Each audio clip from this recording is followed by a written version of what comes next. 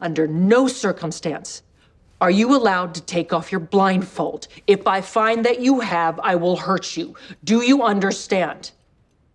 If you hear something in the woods, you tell me. If you hear something in the water, you tell me. But you never, ever take off your blindfold. If you look, you will die. Do you understand? Hey guys, what's happening? Niyat here with Film Comics Explained, and as requested, today we'll be taking a look at the recent Netflix thriller, Birdbox, starring Sandra Bullock, John Malkovich, B.D. Wong, and Trevante Rhodes. In this video, we'll be going through some of its themes, the monsters featured in the film, the differences to the novel it's based on, as well as the ending of the movie. Directed by Susan Bier and based on the novel by Josh Malerman, Birdbox depicts a post-apocalyptic world where the sight of a mysterious force caused victims to take their lives. The film follows Malorie, its protagonist, across 3 time periods: the immediate aftermath of the outbreak, her fight for survival, and finally her journey with her 2 kids down a river to a supposed sanctuary.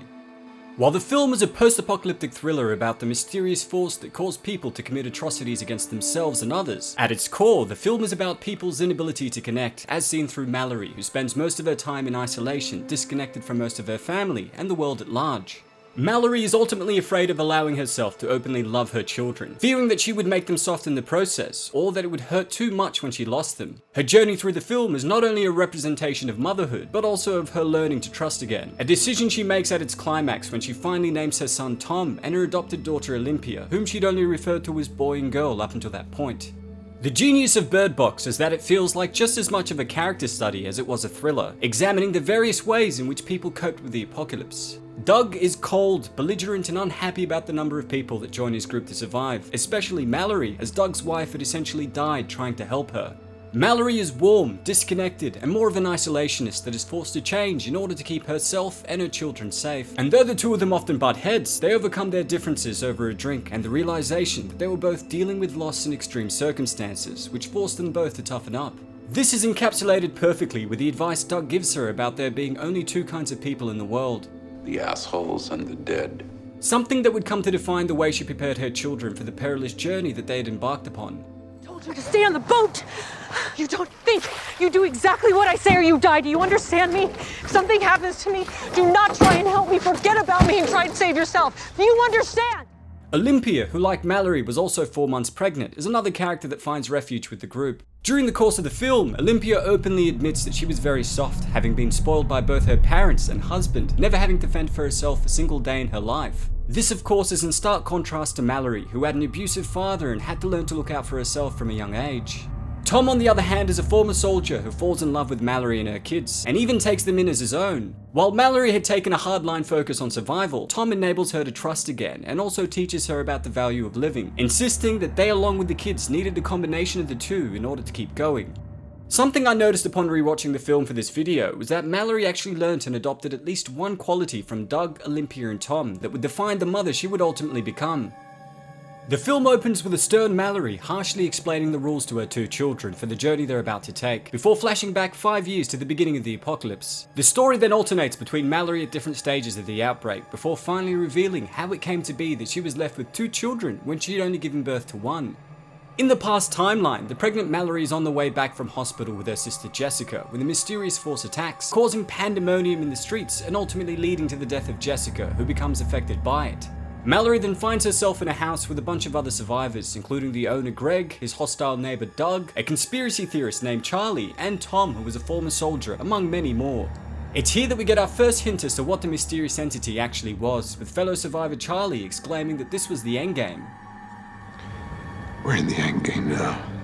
Charlie then goes on to say that humanity has been judged and we've been found wanting. They go by different names. You've got world religion and mythology that's full of mention of demons or spirit creatures, and people who've seen these creatures almost always describe their encounter as with an entity who takes on the form of your worst fears, your deepest sadness, or your greatest loss. While this was far from a concise or scientific assessment, his statement about the entities taking the form of our fears, sadness, and greatest losses seems to be on point, as Malorie later reveals that Douglas's wife Lydia was talking to the voice of her mother, who'd been dead for a decade, when she willfully entered a burning vehicle, killing herself in the process. What this meant was that the mysterious force had the ability to manipulate people into looking at it by taking on the voices of loved ones, prior to making them see something horrible. As a result of this, everyone begins blacking out the windows and blindfolding themselves when outside, as this was the only way to prevent themselves from being infected.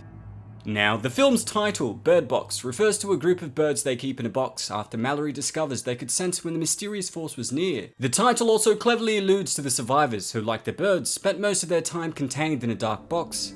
As the film progresses, we also learn that not everyone was affected by the entities in the same way. This is explained to us by a late newcomer to the house named Gary, who tells the group that he had escaped from people who not only saw it and continued living, but also forced others to see it. These people were all either mad or extremely terrible human beings who were unaffected by the horror they saw, as to them it all seemed normal. And then what? They took us outside and they forced our eyes open so that we would have to look at the creatures. Unfortunately for the group, Gary was actually one of these infected, and the lunatic attacks a number of them before unblocking all the windows just as both Olympia and Malorie were giving birth to their children. Now, Cheryl and Olympia are immediately overcome by what they see, and though Olympia was about to expose her infant daughter to the same horror, Malorie convinces her to hand over the baby before the woman jumps through the window to her death. Luckily, Tom is able to save the day by killing Gary, leaving only Malorie, Tom, and the two babies alive as the film launches into the final act.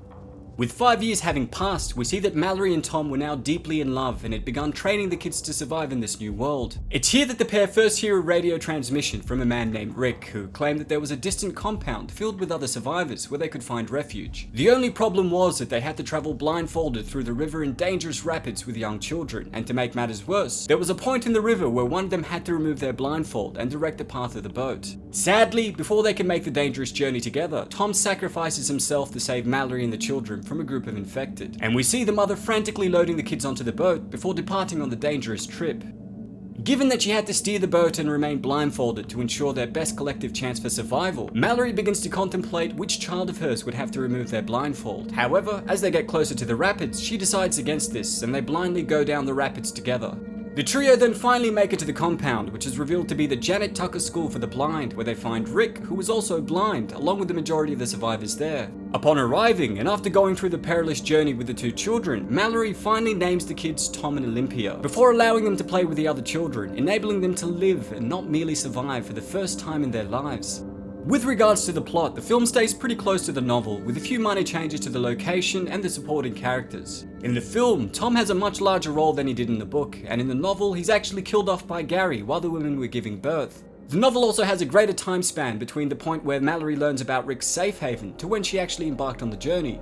The book also ends on a slightly darker note, as when Malorie and her children reach the safety of the school, they learn that most of the residents had purposefully blinded themselves as a means of protection, and though the trio reach safety, the world is shrouded in permanent darkness for the survivors, something that the film's director wanted to avoid. So, what does it all mean? To me, the revelation that the sanctuary was actually a school for the blind represents the power of blind faith, which is exactly the kind of faith that Malorie had when she decided to go down the rapids blindfolded with her children.